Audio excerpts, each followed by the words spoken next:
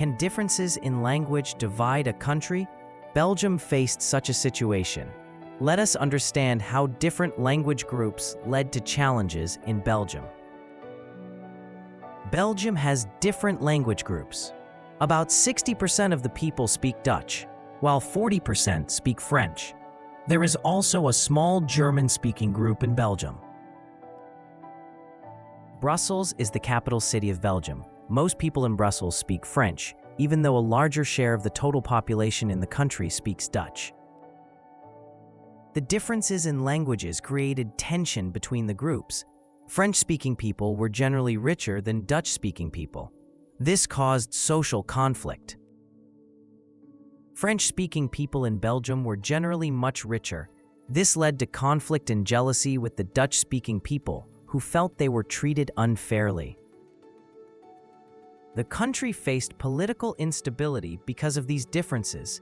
There was a real risk that Belgium could divide into separate parts based on language. To solve these problems and maintain peace in the country, power sharing was needed among the different language groups. This helped to reduce conflict and promote unity. In conclusion, Belgium was able to manage its differences through power sharing.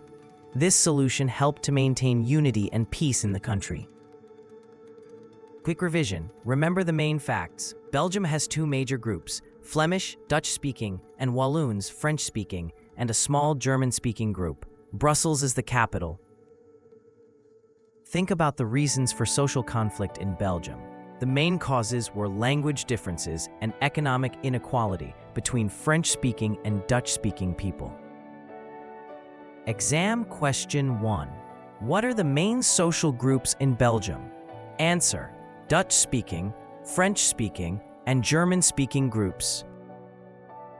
Power sharing is important to solve social conflicts and keep the country together. It allows different groups to have a say in government and helps avoid domination by one group over another. Exam question 2. Why was there conflict in Belgium? Answer: There was conflict due to language differences and economic inequality between the groups. Next, we will learn about the Belgium model of power sharing and see how it works in detail.